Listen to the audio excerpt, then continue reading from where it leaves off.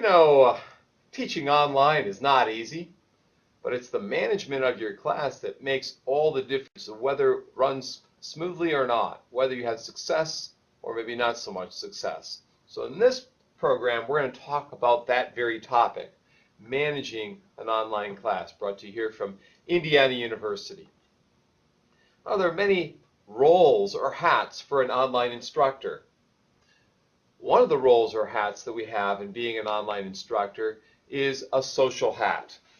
You have to make sure your students feel it's okay to joke, for instance, and to get them into some icebreakers and discussions. We have our technical kind of a hat and managerial kinds of hats that we wear. You know, a manager oversees the class, and we might have a technical hat that also is involved in terms of passwords and whether the computer's functioning properly.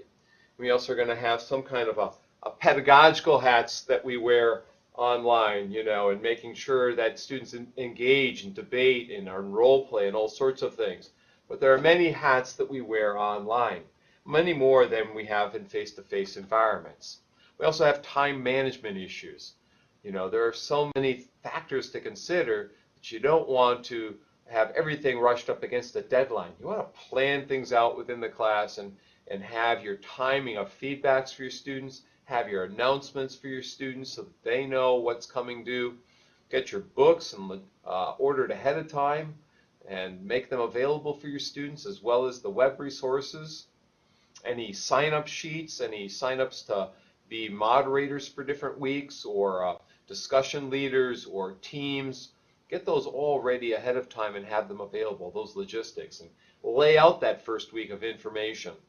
I often tell my students the first week of an online class is the hardest, and the last week of a face-to-face class is the hardest. So it just switches things a bit. At the end of a face-to-face class, you got all these exams and all sorts of things to keep track of and turn in. In an online class, there's all sorts of planning components. There's rosters and agenda and syllabi and announcements and emails to collect and all sorts of things that you do online. But there are efficiencies as well. There are things you can do to make that class be more efficient than you ever could imagine, by archiving prior work, by saving posts that are long, that are important across classes or across sections, and reusing them in some ways, by timing when you're going to go in every week and don't go in every day.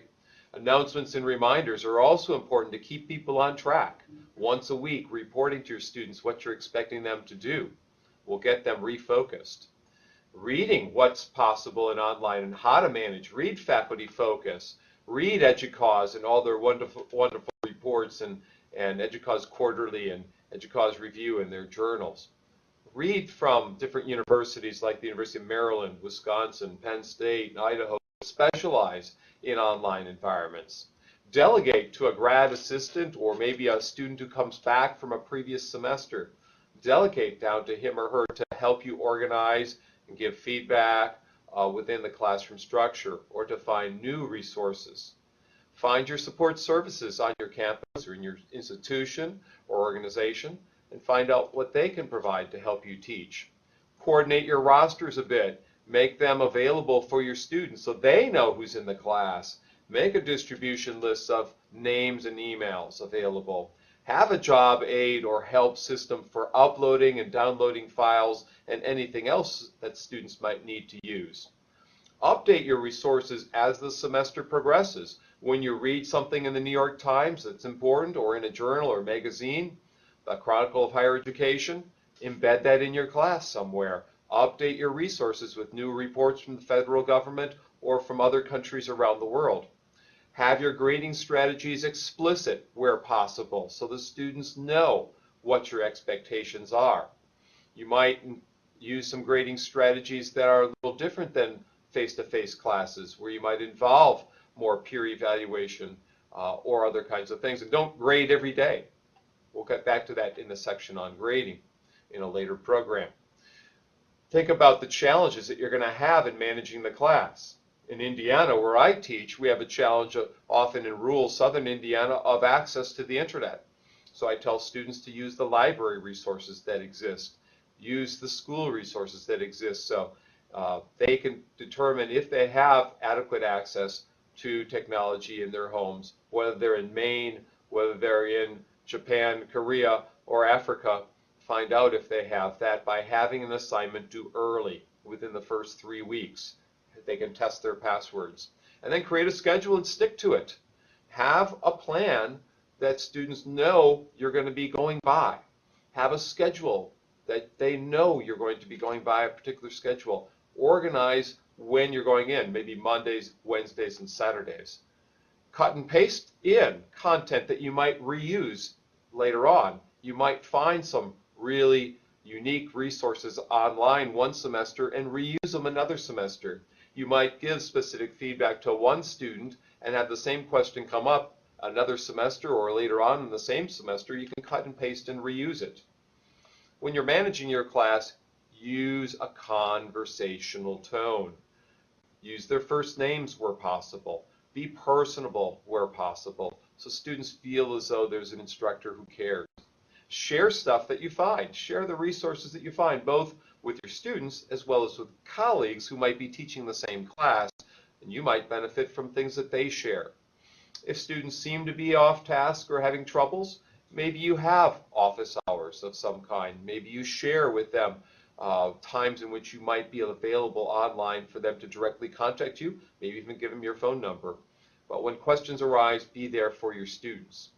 You also might bring in guests for your class. Experts might come in for chats. Weekly webinars you might have, and you might archive these for your students. You might have a roster distribution list that's made available for everyone, so everyone can maybe see a picture with the person's name. Maybe have people post a picture in a profile.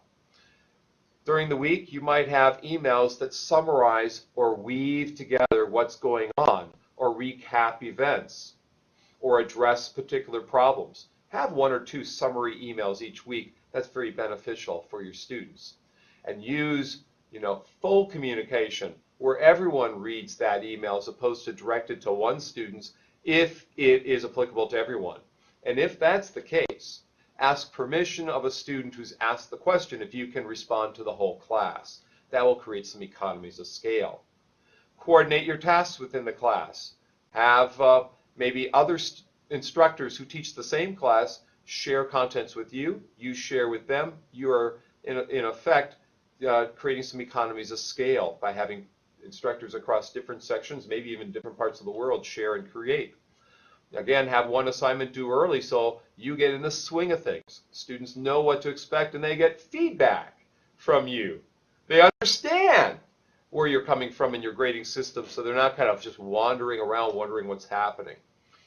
Assign roles for students, task structures for students, maybe devil's advocate every week, maybe a summarizer, or an optimist, a pessimist, but assign and coordinate roles. And if someone's off task, bring them back into the classroom setting through a casual email directed to them, not to the entire class.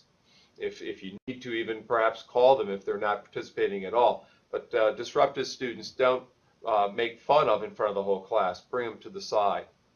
I wish you great luck in managing your online class. It's not easy to do, given the roles that you have to play in an online class or forum. Managing a class is one of the most difficult things that you have to do. You have to wear that social hat sometimes, getting people engaged. You have to wear that pedagogical hat to get, people excited, challenged, and so forth. Managing so that students are on task, not floundering around within the class. You have to create a timeline and you stick to it. You model what you're expecting of your students to do. And then you, in fact, provide that kind of overarching framework so procrastinating students that you might have in a class find that they're not going to succeed if they do, in fact, procrastinate. So being that person that's part concierge, that might be part orchestra conductor, that might be part police person. There are many roles that we play online, and they all go together, which makes it difficult.